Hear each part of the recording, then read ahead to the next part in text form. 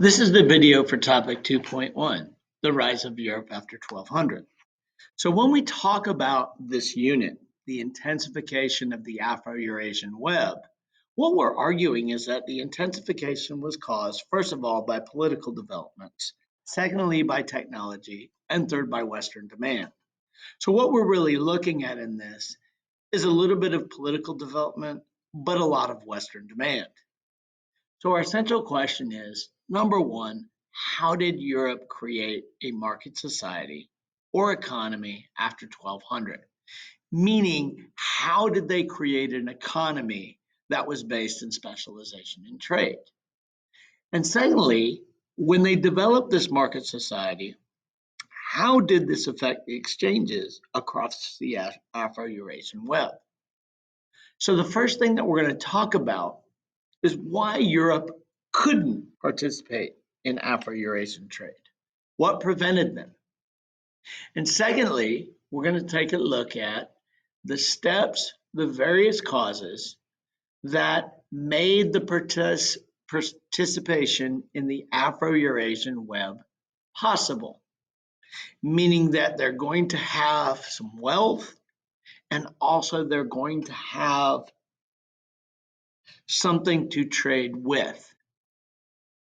Finally, we're going to talk about the trigger of European participation in the Afro-Eurasian web, and that trigger would be essentially the development of a market society, also known as a market economy. And then finally, when Europe does join the Afro-Eurasian network of trade, what's going to be the effects? So when we begin, why couldn't Europe participate? So this is a map of Europe. And we see, especially in the West, that essentially it's divided into many smaller kingdoms. Now, if you remember from the global tapestry, these kingdoms were ruled by Germanic people. And the Germanic people were different because, first of all, they stubbornly maintained their own culture. And secondly, they're really only going to be loyal to people they see every day. So instead of making trading states or empires, they're literally making feudal kingdoms.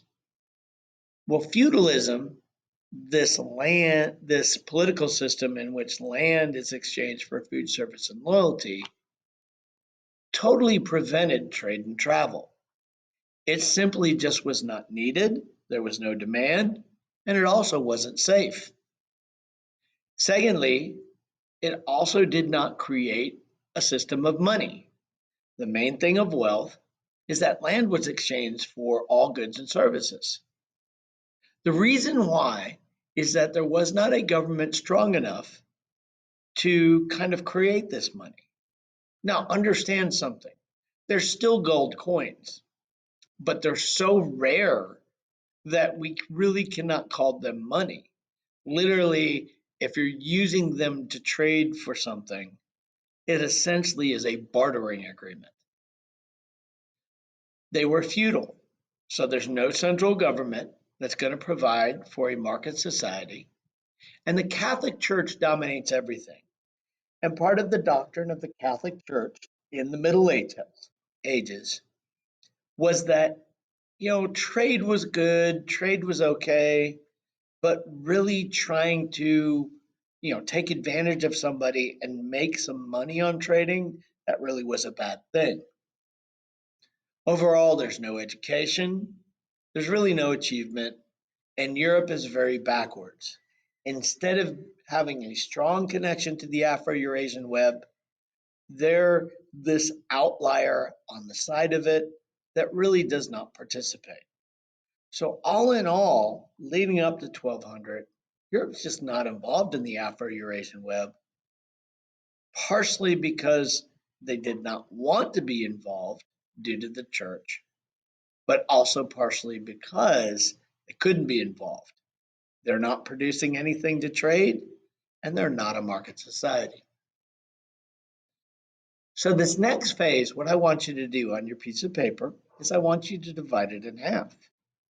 We're going to go through a series of causes that made Europe's participation possible, probable, and eventually trigger it.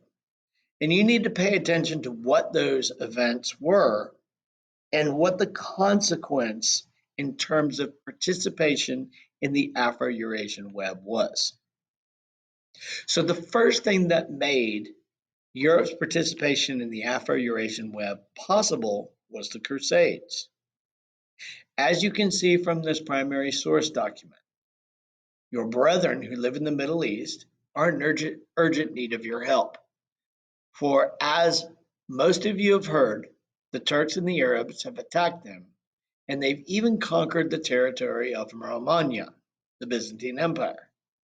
They have occupied more and more of the lands of those Christians. They have killed and captured many. They have destroyed the churches. They've devastated the empire. All who die, by the way, whether by land or sea, or in battle against the pagans, shall receive immediate remission of sins. So this is from the Pope, Pope Urban II, and he's identifying a situation not only in the Byzantine Empire, but in the Holy Land. And he's arguing that Muslims are persecuting Christians. Now, the level of quote unquote persecution depends upon who you're talking about. The Seljuk Turks, along with the Mamluks, well, what they were doing is they were limiting Christians' access to the Holy Land. They weren't really persecuting them. Now, they did attack the Byzantine Empire. That was a group known as the Ottomans. But that was more political rather than a war between Muslims and Christians. But seeking the advantages of people not knowing, what the Pope is calling for is a crusade of people from Europe to travel to the Middle East and reclaim the Holy Land. So this is a map of how many people went on the Crusades. And you can see there was over land routes, but there was also over sea routes. And these people, yeah, they walked a majority of the time, but there's also helper people that are carrying them in boats that are showing them the way. Well, what's happening is when they arrive in the Byzantine capital of Constantinople, and when they arrive in the Middle East, they're just not dropping off the soldiers and leaving. Rather, what they're doing is they're going to the bazaars, the trading areas, and they're literally seeing the amount of spices, pepper, cotton, silk, and some porcelain that's being sold there. And so, because they're merchants first, they begin to bring this stuff back into Italy, bring this stuff back into Europe, and lo and behold, the consequence of the Crusades, this call for the reconquering of the Holy Land, was that Europe is reconnected back to the Afro-Eurasian web. There begins to be a very small trade. People are very interested in spices. They're interested in pepper. And so they begin to buy them, and the demand grows a little bit more. Now, another thing that made Europe's participation in the Afro-Eurasian web possible was the medieval warm period. This is simply a rise in the average temperature in the northern hemisphere between 5 and 8 degrees. But the effects is what we're really after. Well, first of all, in certain areas, especially Europe, growing seasons are extended by 2 to 4 weeks. When we have an extended growing season, we have a larger food supply. And essentially, we take advantage of that through the development of new methods. Methods such as the moldboard plow and the 3-field system. The bottom line is this. We now have the ability to specialize. And because spices are becoming more popular and that trade caused by the Crusades is growing, more and more people are leaving the manors and they're traveling to towns to take part in this trade. And they can do so because there's a large enough food supply that they could barter their spices, their silk, and things like that for. So now we're getting closer to a market economy, but we're still not there yet. Now we move to the things that essentially make Europeans' participation in Afro-Eurasian trade probable. Now, to take part in trade, we need something to trade. And since trade had returned in Europe due to the Crusades, Europe begins to make their own commodity, their own luxury good, and that's wool. Now, this is going to take place specifically in towns, and they're going to develop goods for trade and not just local use. So stop right here. We're moving closer to a market economy. We've got the specialization provided by the medieval warm period. We now also have producing things for trade based in textiles, and they even developed a system. Remember, China developed proto industrialization, Europe develops the domestic system. The domestic system is a system of production used in producing wool textiles that takes place in the people's homes. We see a merchant here who has a bunch of raw wool, who takes it into a town and gives it to one family to be spun into yarn. On Friday, he picks it up, takes it to another house, and essentially it's woven into cloth. On the following Friday, it's done. He picks it up and takes it yet to a third house where it is dyed a particular shade of burgundy.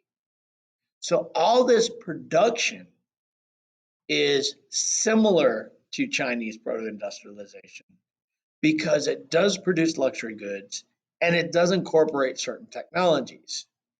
But unlike proto-industrialization, it takes place in people's homes rather than in one central location, and it does not use water power. But ultimately, Europe is now producing a luxury good to trade. So look where we've been so far. What were the things that made European participation in Afro-Eurasian trade possible and probable? Well, they begin to trade, very small trade because of the Crusades. We see greater specialization, people becoming artisans and merchants due to the medieval warm period. And so they begin to use this domestic system to trade, to create their own luxury goods and trade for wealth. The only thing we don't have yet is a market society because we don't have a government strong enough that's going to create a financial system that's going to back this trade. Well, that problem was solved with the trigger, the Hanseatic League. The Hanseatic League was a trading organization of the cities in Northern Europe, stretching from Riga through Danzig into Cologne, Flanders, places like that. Now, this is not the only organization of trading cities, but this is going to be the most important because what they did is they took the wool that was produced in the cities of Northern Europe and essentially went to Italy and they traded it for the spices, the silk, the tea that the Italians were bringing in from the Middle East. The thing that made this possible is they created a financial system. They brought back standard weights and measure, money. They created a financial system made up of banks who loaned people money and provided letters of credit. So to walk you through this, the Crusades led to a return of trade in Europe that was made deeper because of the medieval warm period that allowed for specialization in merchants and artisans who began to make cotton that gave them something to trade and bring in wealth. using the domestic system, and I'm sorry, I said cotton, I meant to say wool, and the market society was provided by the Hanseatic League that not only provided money, but also provided a financial system. So, what was Europe's role in this Afro-Eurasian trade? It was demand. Europe demanded the luxury goods of the East.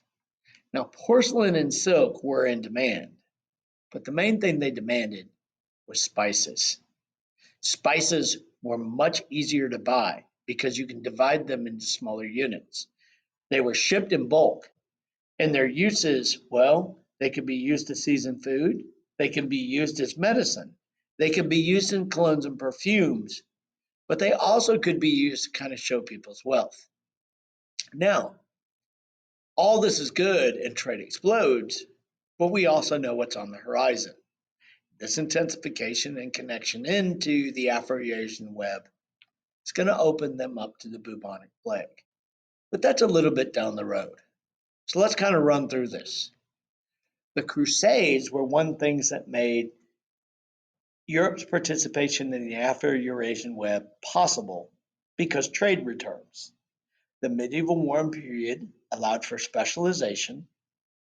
The domestic system was a system used to produce wool that gave them the ability to trade a luxury good. And the Hanseatic League was the trigger because they provided the money economy. So what Europe wanted was spices, and Europe becomes the center of demand. So how did Europe create a market society after 1200? Well, the Crusades in the medieval warm period opened them up to trade. The Hanseatic League provided a market economy. Because the government was not strong enough, they regulated trade and provided the money. So, how did this affect exchanges across Afro-Eurasia? Europe simply increased demand. Demand for luxury items, especially spices. So, if we were to measure your learning here through an SAQ, this would be an example of what I would ask. So, I would write something to the effect that one way that the rise of Europe affected the Afro-Eurasian web is that it increased demand. For example, Europeans began to produce a luxury good, wool, and establish their market economy to get luxury goods, especially spices, from the West. And because this demand was new and Europe was a large area, this almost doubled the demand for luxury goods and stimulated further production and trade across the Afro-Eurasian web.